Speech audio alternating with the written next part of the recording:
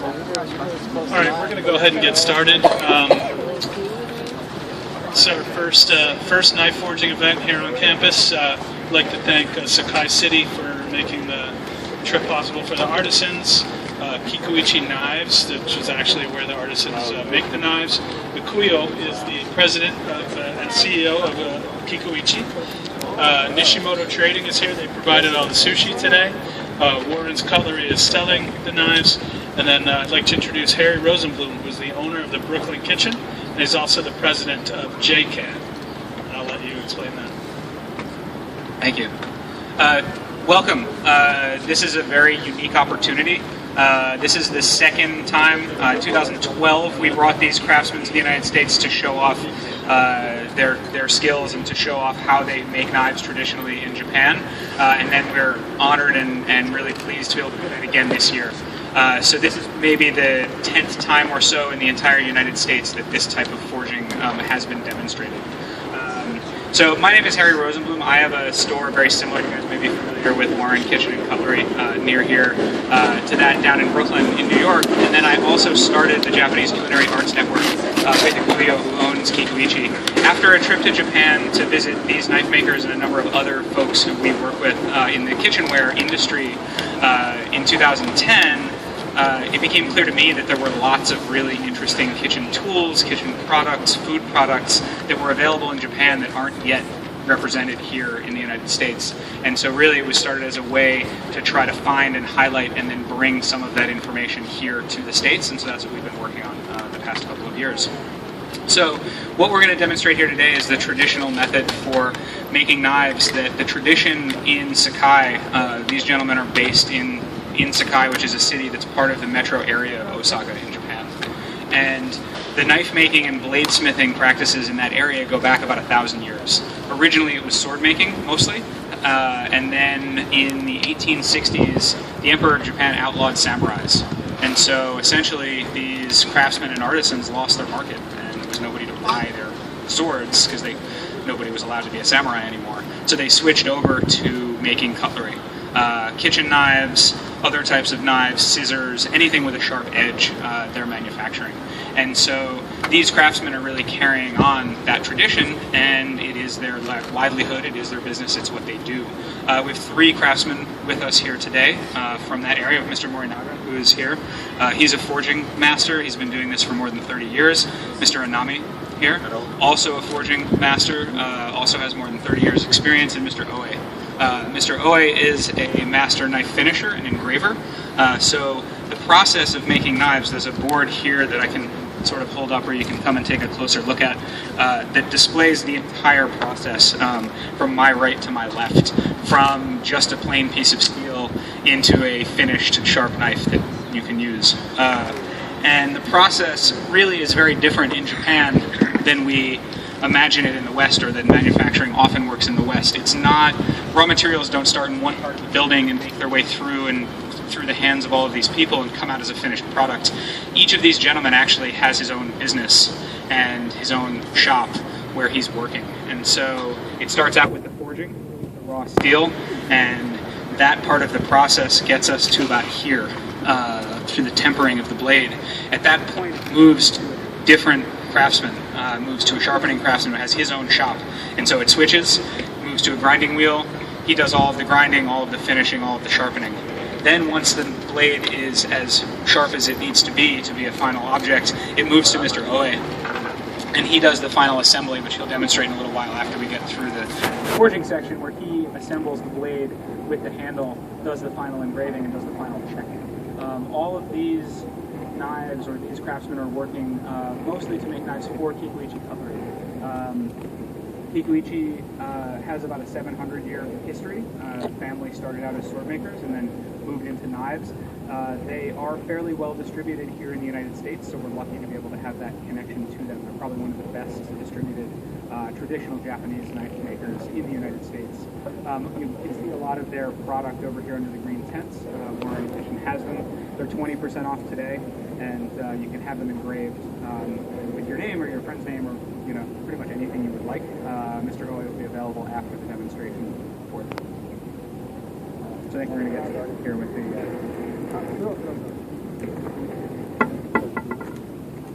So everything that they do as far as making sure that the steel is at the right temperature is based on color. So they're looking at the steel to make sure that it's gotten to the right color, and that is an indication of the proper temperature. And what he's doing here, the bar that he's holding, the long bar, is a softer steel that they call jigane. And then he's taking that smaller piece that's a harder, both carbon steel, it's not stainless. The smaller piece they call jigane, and that's a harder carbon steel. And then he's dipping it in a borax powder, which is going to essentially weld those two pieces together using heat and force to essentially bond them on the molecular level. One of the things that was figured out hundreds of years ago about the manufacturing of swords and of knives in this way was that if they bonded the harder steel to the softer steel, as they were hammering out the softer steel and it was spreading, it would actually help to spread and shape the harder steel. You can make knives from just the harder steel, but it takes a great deal longer, and the harder steel is a much more expensive material. And so in this way, they're able to use a smaller piece of that harder, more expensive material, and a larger piece of softer material, and make the final blade, which turns out to be the same. What ends up happening is that those two pieces of steel get put together, and the softer steel is going to become get stretched out and become a tang of the blade, and then the harder steel becomes the blade edge.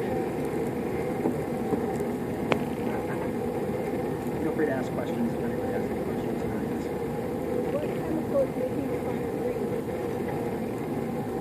What chemical is making the fire breathe? Oh, I believe there's sulfur in the coal, and that's what makes it sort of green and yellow smoke.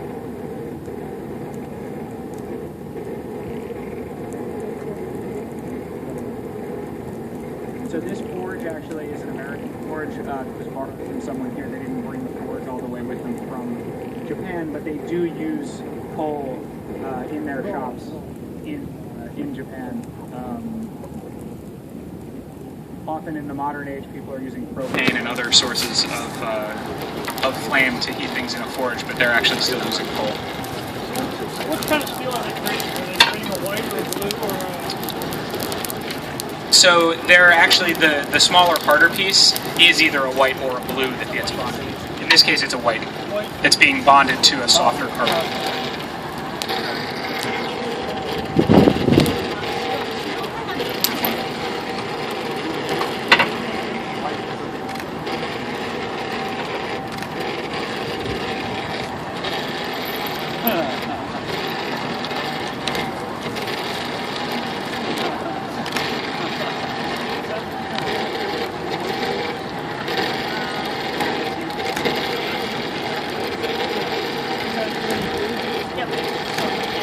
I'm in my jacket.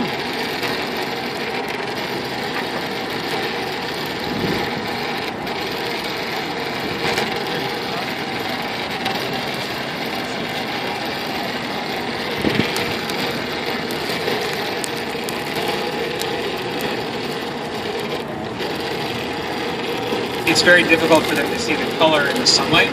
In their shop, it's relatively dark because it's inside, so it's very easy for them to look at the steel and know that it's reached the proper temperature. It's very difficult in the sun.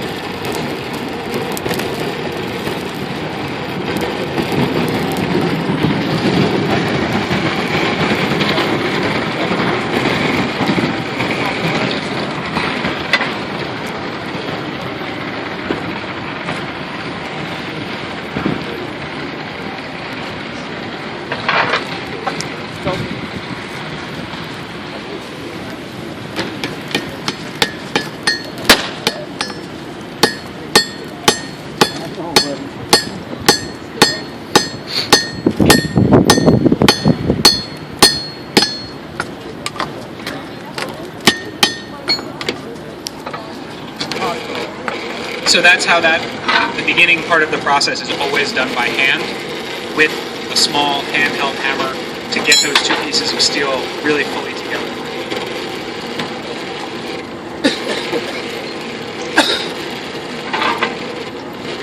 And now the next part of the process is, of course, to continue pounding that out and flattening it out, to stretch it out to be able to make it into an actual blade. They're going to demonstrate that here today with a sledgehammer. Traditionally, historically, there would have been a team to make a sword of 4 or 5 men, one running the forge, and then 3 or 4 with hammers all hitting in succession.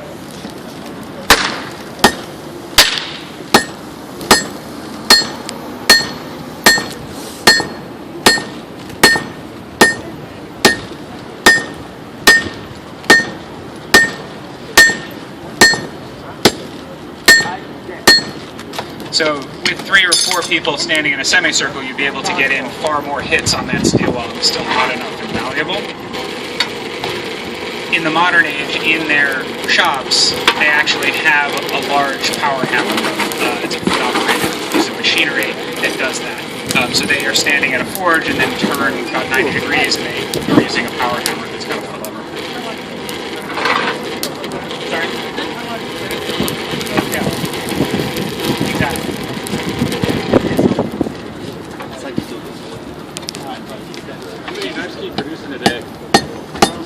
The question was how many knives can they produce in a day, and generally speaking it depends a little bit on which material they're using, but in this style they can each produce, depending on how long the workday is, somewhere around a dozen and a half.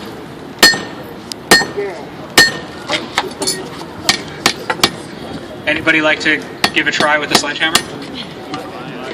Okay.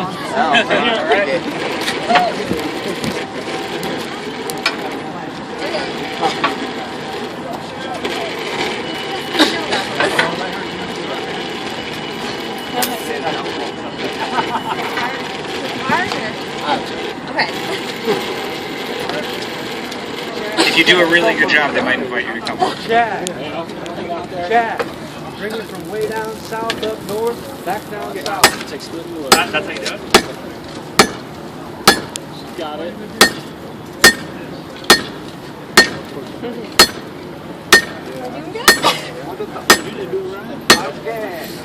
Great. Thank you.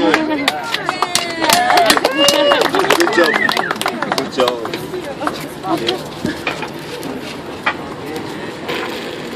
Kill it.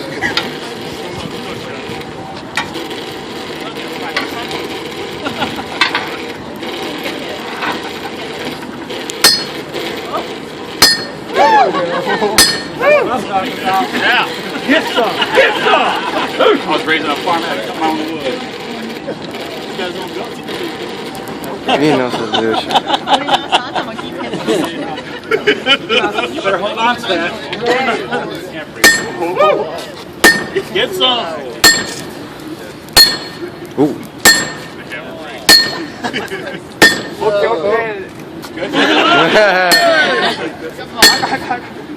Stop. You got a job.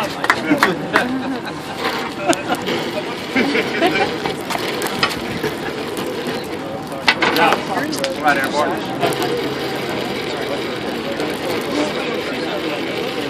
Yes.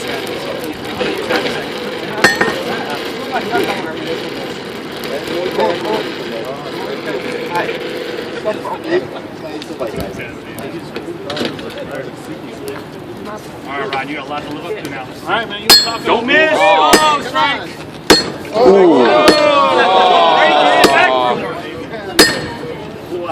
Come on, Seaman. Double. Come on, target. Fire. Thank you. Yeah. Take it back as I am.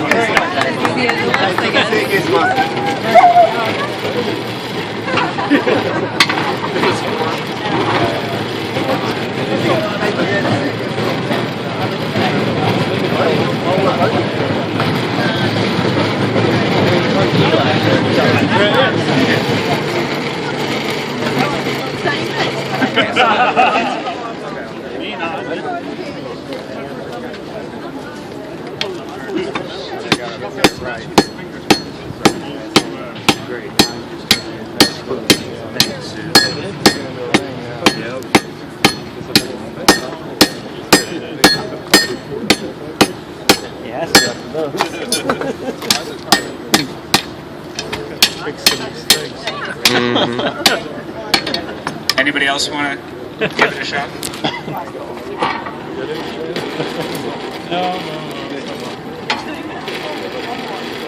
One more volunteer?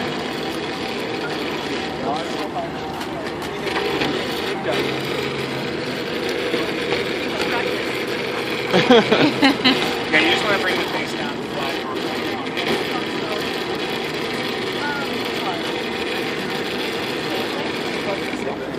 Yep.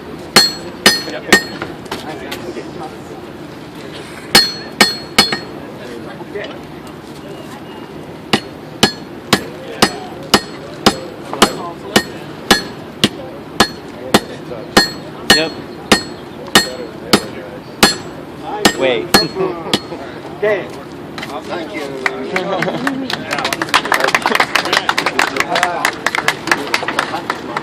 So now they're going to demonstrate. So the next piece of the process, once that portion of the blade is flat enough, and we're not quite there, but we're not going to be able to fully form it without the power hammer here. It would take us all afternoon.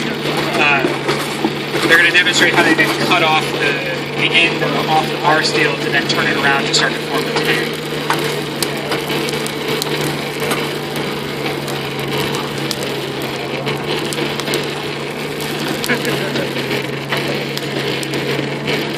Helping us running the forge is Mariah Cowles. She's a knife maker in Brooklyn. So she has a great shop. If anybody makes it down to Brooklyn, you can go check out her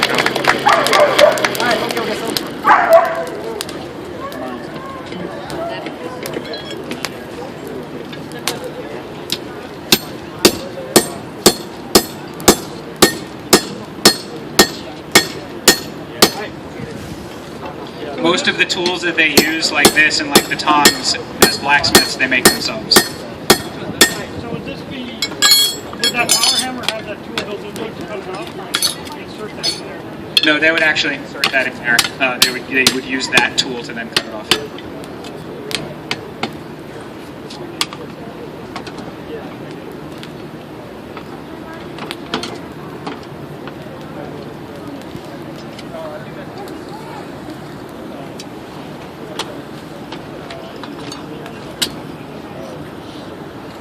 These three knife makers are all members of a group called the Kajikai, which is the young knife craftsmen in the city of Sakai. One of the things I think that's interesting to note is that Inami-san is one of the youngest. He's in his late 40s. Very few people are coming up behind him as an artisan. Also, it takes a long time to become a master. The handle maker that works within their group, he's in his 80s and has a couple of gentlemen who work for him. The youngest one is about 7.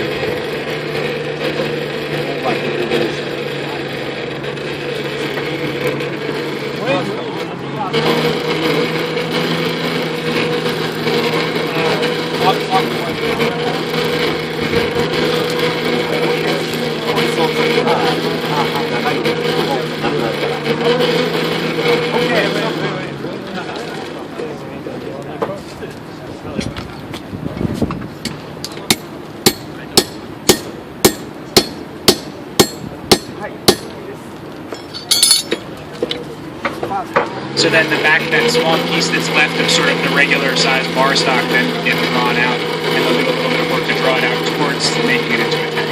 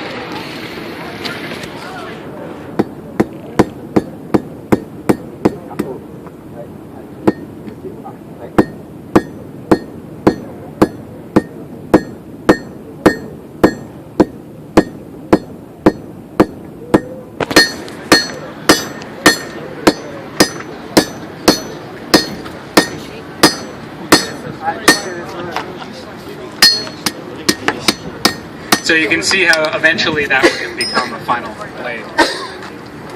So now we're going to fast forward a little bit in the process to the part of the process where the tempering would occur. So steel, in this particular, in this case, you know, we're in a position where the piece that they were just hammering is very, very malleable. And you can hammer it out, you can stretch it out, you can do all kinds of things with the shape. If you were to take that in its final stage before tempering and sharpen it and put an edge on it, it would take an edge but it wouldn't hold it for very long because it would be so soft. And so then the steel needs to be tempered, and that's accomplished by evenly heating the steel and then cooling it very quickly in a water bath. And so what they do is they paint on this mud, and that helps heat the blade completely evenly. And then they'll quench it, and then from there it is ready to go and be sharpened.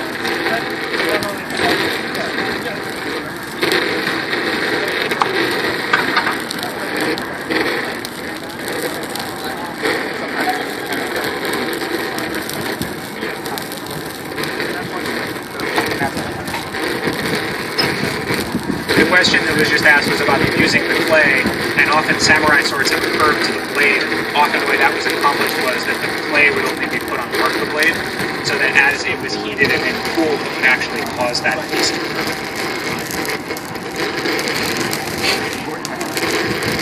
In this case, they're taking the whole thing and they want it to be hardened all the way through, so that when it goes to the next craftsman who's going to do the grinding and the sharpening, he's starting from a point where all of it is the same.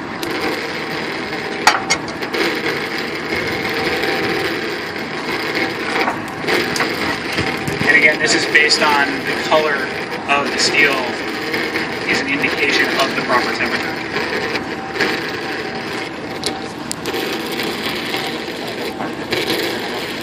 Whereas in a large manufacturer, you know, either here or in Europe, often they will run the knives through an oven that's set with a thermostat, so they know that piece is at 2,000 degrees by the time it gets to the end.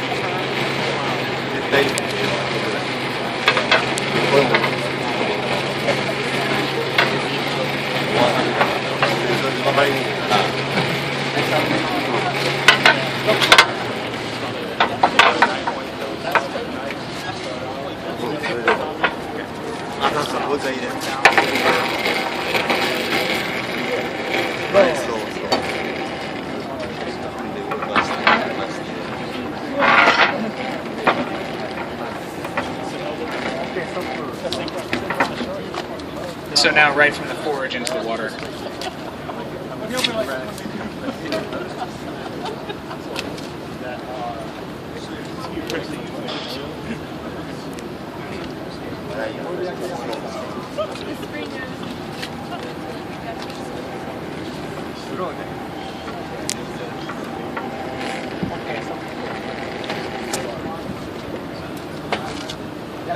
So now this is tempered and would be ready to go on to the next stage of the process.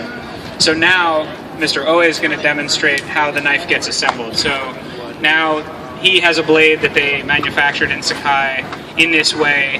It went through this entire process, then went to the sharpening shop, got ground, sharpened, and then delivered to him. And he arranged for the handles to be the correct handle for the knife from a different craftsman. In this case, the light blonde wood is called hoe wood, and the collar that's on there, the black collar, is actually water buffalo horn, and that's a traditional material. And they heat the tang of the blade up very hot and then insert it into the handle, and it essentially burns the wood but also heats up any resin and sap that's in the wood and turns that essentially into glue, and that's what's holding the handle and the blade together. There are no rivets that are holding those two together.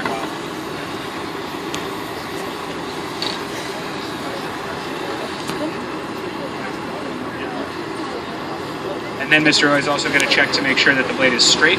and then he'll do the final engraving, and that's the last piece of the process. So any kikuichi knife that you buy, whether it's here or anywhere else in the world, essentially, Mr. Oi will be the last person who's touched that knife before putting it in the box. So when you open the box, you will have been the last person to have his hands on that product.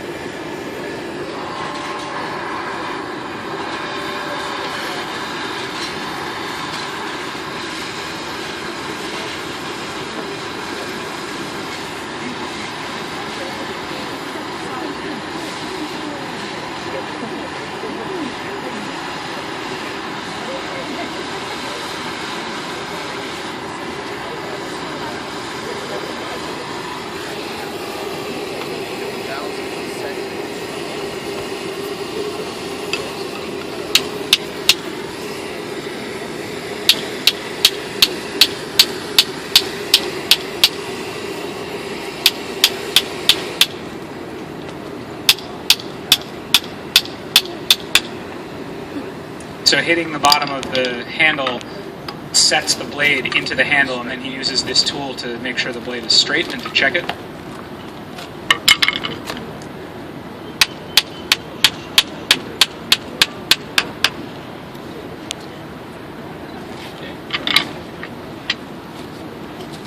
And now for the engraving.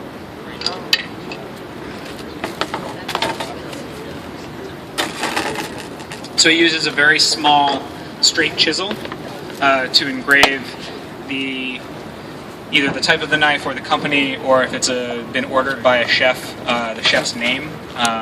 He'll be here and available after the demonstration if anyone would like to purchase a knife and have your name engraved in it.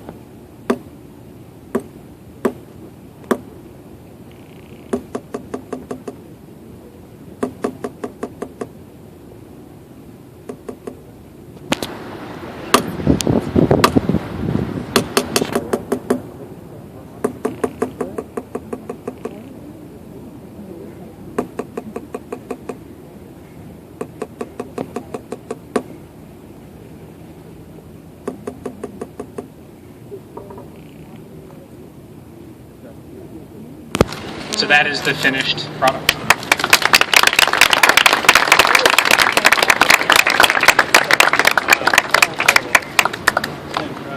I'd like to thank Howie and everybody here at the CIA for hosting this, and thank you all for coming to see it.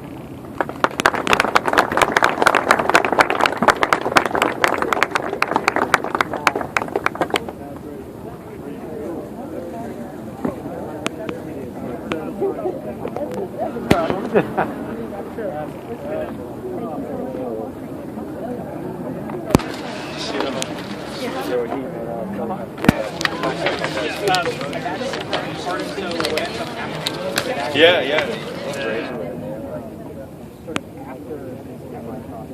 That sort of thing. And often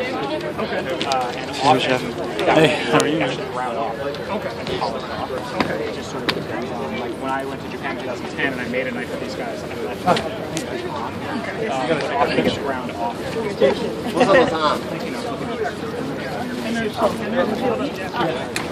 Wait a minute.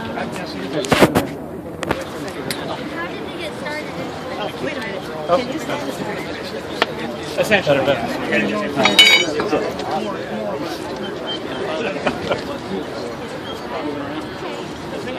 Excuse me.